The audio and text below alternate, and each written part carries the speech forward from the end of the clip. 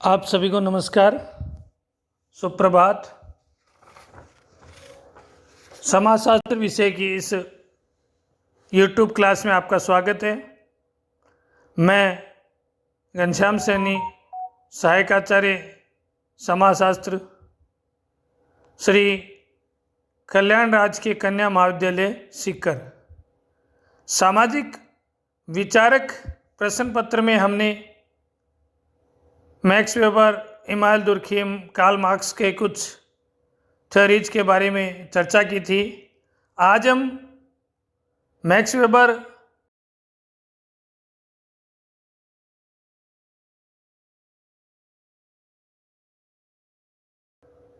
सत्ता और शक्ति, वेबर द्वारा संरचित राजनीतिक समाजशास्त्र की केंद्रीय अवधारणाएं।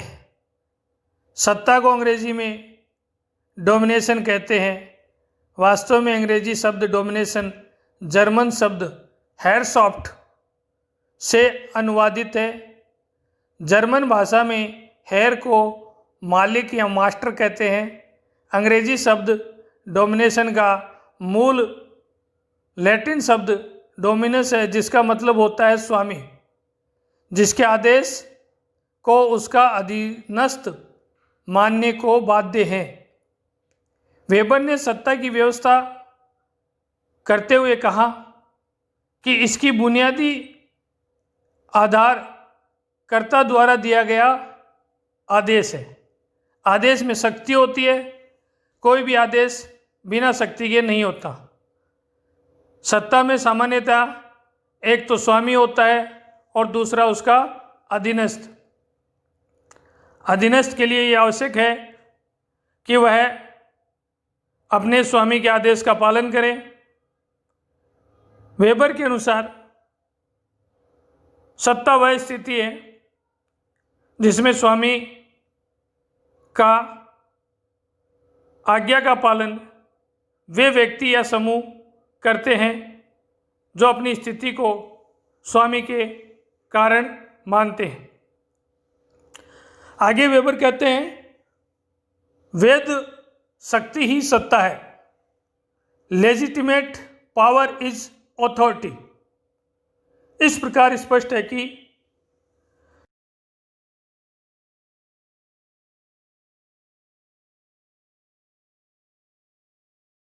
को आदेश देने का अधिकार होता है। अधीनस्थ के लिए आवश्यक है कि वह स्वामी के आदेशों का पालन करे। वैधता इसमें प्रमुख तत्व होती है। आगे मैक्स वेबर ने सत्ता के कुछ प्रकार बताए हैं। पहला, कानूनी सत्ता। कानूनी सत्ता वैधानिक होती है।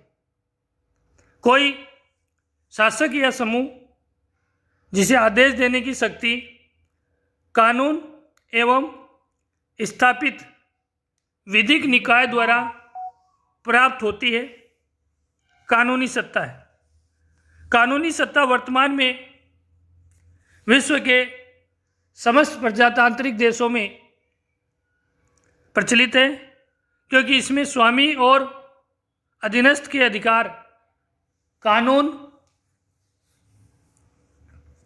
या विधि द्वारा निर्देशित होते हैं। जैसे प्रशासनिक अधिकारी, राष्ट्रपति, राज्यपाल,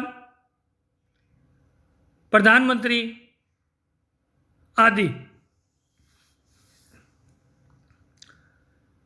दूसरी प्रकार की जो सत्ता होती है वो करिश्माई सत्ता होती है।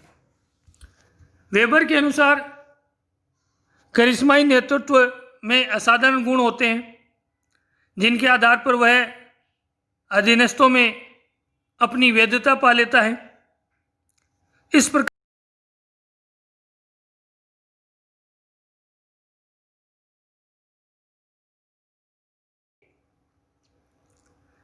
इस तरह के असाधारण गुणों वाले व्यक्ति दुनिया भर के समाजों में देखने को मिलते हैं। जैसे विभिन्न धर्मगुरु, महात्मा गांधी, नेल्सन मंडेला या अन्य कोई राजनीतिक नेतृत्व जिसका बहुत अधिक विशाल जनसंख्या पर प्रभाव हो। तीसरी जो सत्ता का प्रकार मैक्स वेबर ने बताया है वह है परंपरागत सत्ता। यह सत्ता किसी भी नेतृत्व को परंपरा के अनुसार प्राप्त होती है। यह सत्ता उत्तराधिकार के नियमों द्वारा संचालित होती है और भारतीय समाज में जो सामंती व्यवस्था थी उसमें ऐसी सत्ता पाई गई थी, जैसे मुखिया का बेटा मुखिया, राजा का बेटा राजा आदि।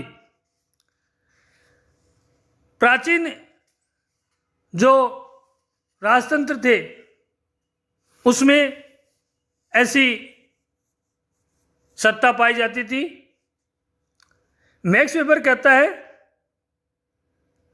कि सत्ता में बने रहने के लिए निम्न तत्वों का होना भी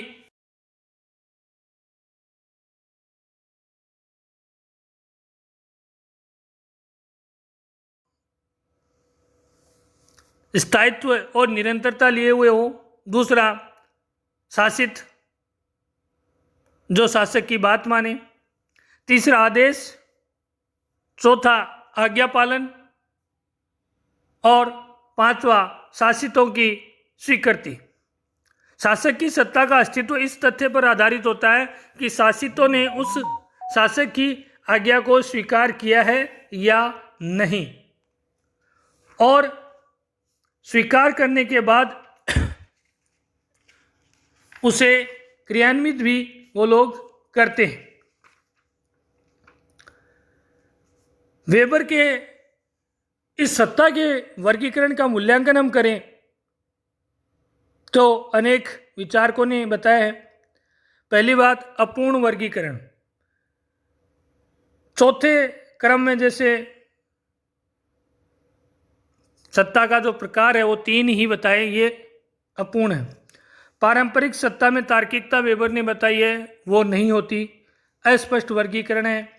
वर्गीकरण मनोवैज्ञानिक है और सामान्यीकरण करने में यह सक्षम नहीं है। इस प्रकार मैक्स वेबर की जो सत्ता की अवधारणा है वह वैधता पर आधारित होती है। वैधता अगर नहीं है तो वह सत्ता मान्य नहीं होगी। वेबर ने सत्ता के 3 प्रमुख प्रकार भी बताए थे जिनकी हमने चर्चा की, वैधानिक, करिश्माई और पारंपरिक नेतृत्व। आगे के हम कुछ वीडियो में वेबर के अन्य सिद्धांतों के बारे में चर्चा करेंगे। धन्यवाद।